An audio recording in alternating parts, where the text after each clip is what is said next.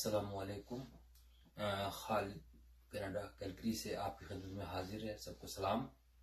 اور اس وقت کی 5 اگست 2023 کی سب سے دردناک خبر میں آپ کو دے دوں کہ ان لوگوں کے لیے جو عمران خان جن کے لیے ہیرو تھا، آج ان کو 3 سال کی سزا سنا دی گئی ہے اور ان کو گرفتار کر لیا گیا ہے۔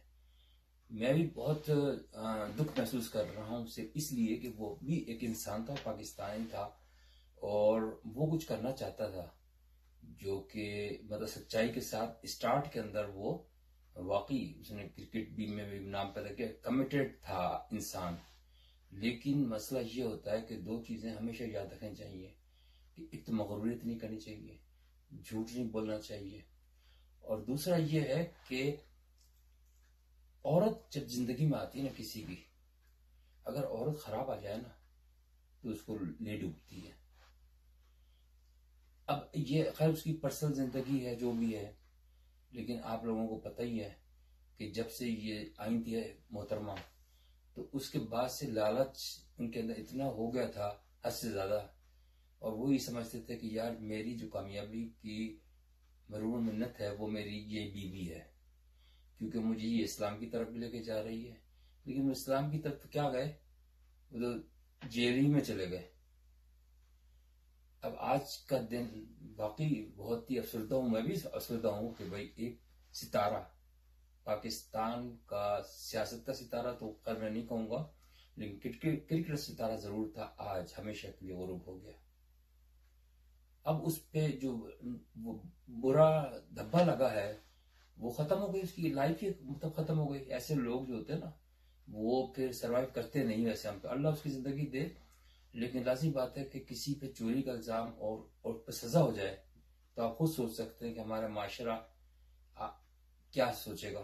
اور دوسری بات یہ ہے کہ اس سے ایک سبق اور بھی حاصل کرنا چاہیے کہ دوسروں کا خام خواہ کے ریکارڈ ہماری سوسائٹی ہے، پاکستانی سوسائٹی، اس کے اندر یہ عام سی بات ہے، انہوں نے خود جس طریقے سے کام کیا کہ چور اور اس کو زرداری کو بھی چور، نواز شریف کو چور، وہ اپنی جگہ پہ صحیح ہے کہ وہ بھی کرپٹ ہے، اس میں کوئی شک نہیں ہے، لیکن اپنے منہ سے کیوں بول رہے ہو اور پھر خود بھی کرپٹ ہو آپ؟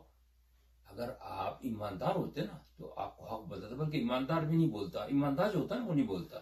یہ بہت بڑا انڈیکیٹر ہے کہ جو بیمار ہوگا نا وہ اپنی توجہ ہٹانے کے لیے، اپنے پر سے توجہ ہٹانے کے لیے ایسی بات کرے گا۔ تو اب دیکھ لیں انجام کیا ہوا۔ اب جیل کی سختیاں ہیں، اور ابھی تو صرف یہی ایک کہانی ختم ہوئی نا۔ اچھا دوسرا یہ کہ اللہ کا جو انتقام ہے نا وہ آپ بھول جاتے ہیں۔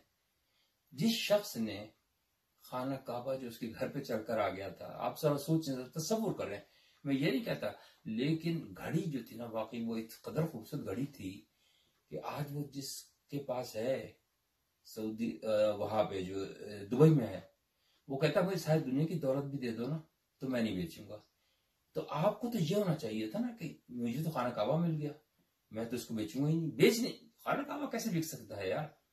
سوچیں ذرا، انمول ہے وہ چیز، اللہ کا گھر ہے، اللہ کا گھر چل کے ہی تو پیغمبروں کے پاس ہوتی ہے۔ چلو نفلی صحیح، ظاہر گھڑی میں تھا تصویر، لیکن اس کو اتنی خوبصورتی سے بنایا گیا تھا، 65 کروڑ مالیت تھی، اس کو یقیناً اس کو اتنی جگہ میں، اور اس نے قرآن اس کا خانہ کعبہ کا ماڈل جو بنایا واقعی کمال کی بات ہے۔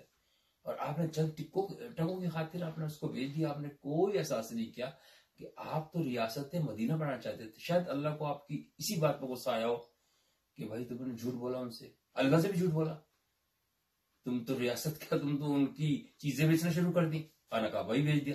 تو اگر تم برسر رفتار سعودی عرب میں تھے تو تم سب کچھ بھیج دیتے۔ عبرتناک ویسے وہ بات ہے کہ ہر ایک انسان کو اللہ سے معافی مانگنی چاہیے۔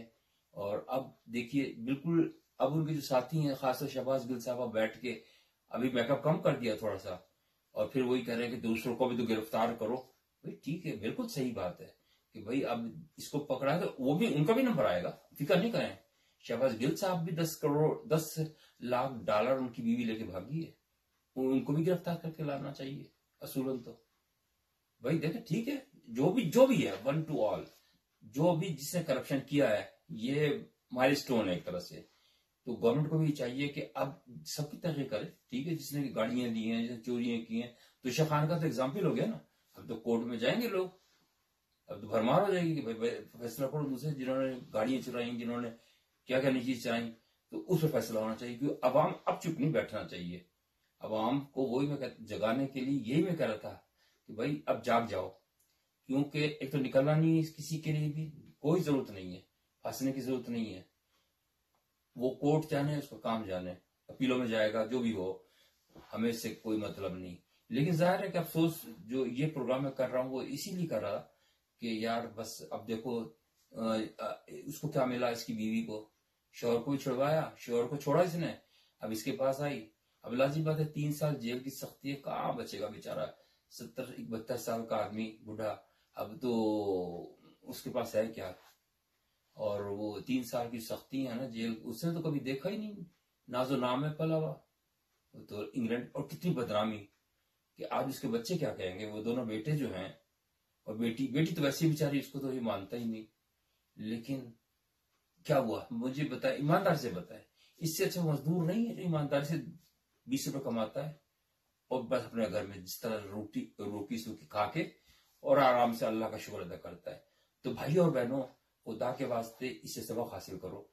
عبرتناک یہ اس کا سفر ختم ہوا ہے، تو اللہ تعالیٰ اس کو بہرحال آسانی دے، میں تو یہی کہتا ہوں. لیکن ابھی جو ہے نا کٹھن منزلیں اور بھی ہیں، راستے بھی بہت کٹھن ہیں.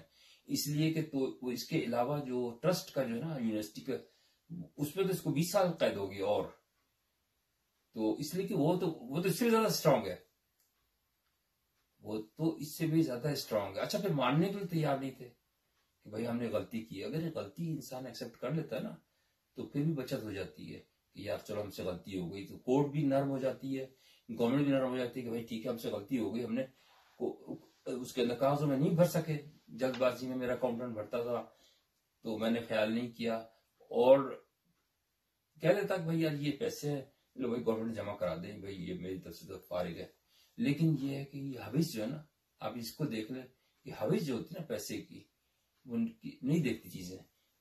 اور اب یہ انجام دیکھ لیں آپ اس کو. انجام مجھے واقعی افسوس بھی ہوا کہ دیکھو کہاں تک وہ وقت مجھے یاد آ گیا جب اسے ورلڈ کپ جتایا تھا، اور یہ آنسو تھے اس کے. وہ اس وقت بالکل سچا آدمی تھا یہ. اور وہ تو ٹھیک ہے جو بھی کرکٹ میں کی اس نے ہیرا پھیری تو وہ تو ہر ایک ہی کرتا ہے، لیکن اس وقت سچا تھا یہ. اس کے بعد اس کا جو ارادہ تھا نا وہ یہ تھا کہ پاکستان کو ایک اسلام اچھی ریاست بنا دے. اسلام کا تو اس کے جو ساتھی تھے انہوں نے وہ بھرا نا اس کو. اچھا اب آپ آخر کے اندر ایک اور چیز سن لیجیے. اب بتائیے مجھے ایمانداری سے کہ اس کے جو نزدیک ترین ساتھی تھے نا، جو کیا کیا دم بہتے تھے. ایک جو تھے شیخ رشید صاحب اسلام آباد والے، پنڈی والے، وہ کیا کہتے تھے، اگر عمران خان کو گرفتار کیا گیا تو میں اکیلا لاہور سے وہاں کراچی سے نکلوں گا ٹرین کے اندر. بھائی تو کیا نکلے گا، تیرا تو پتہ ہی نہیں کدھر گیا. اب کدھر گیا بتا. عمران خان تو چلا گیا جیل میں، تو باقی کدھر ہے. تو اس کو کیوں نہیں گرفتار کرتے؟ اس کو تو گرفتار کرنا چاہیے نا. وہ بڑا چلاک آدمی ہے. اور ایسی لوگوں نے تو بھٹو کو بھی مروایا تھا. بھٹو صاحب تو بہت اچھا لیڈر تھا، اس کو بھی اس طرح مروایا تھا. تو اس میں جب آپ کے پاس اختیار آ جاتا نا تو پھر آپ کے اوپر اور ذمہ داری بڑھ جاتی ہے. پھر ہی تو امتحان ہے. ورنہ شیطان جو ہے نا حملہ وار ہوتا ہے، کبھی کسی عورت کے روپ میں ہوتا ہے، کبھی گھڑیوں کے روپ میں ہوتا ہے، قیمتی گھڑیوں کے، کبھی پرفیومز کی آڑ میں آتا ہے. اور انسان جو ہے انسان ہی خطا بار ہے، تو وہ آ جاتا ہے اس کے اندر لالچ میں. لیکن جو اللہ والے صحیح بندے ہیں نا وہ نہیں آتے، ان کو نہیں آتے. لیکن بہرحال اب یہ تازہ ترین اطلاعات میں نے آپ کو فراہم کر دی ہے. اب جیسے جیسے اطلاعات ملتی جائیں گی میں آپ کو فراہم کرتا جاؤں گا. اس رات کے 2:30-3 بج رہے ہیں کینیڈا کے اندر. بہرحال میں اس خبر کو سننے کے لیے جاگ رہا تھا. تو اللہ تعالیٰ بس صبر ہی کرے سب کو، اور کیا کہہ سکتے ہیں اس میں. اور عبرت پکڑے آپ لوگ. اپنا خیال رکھیے گا.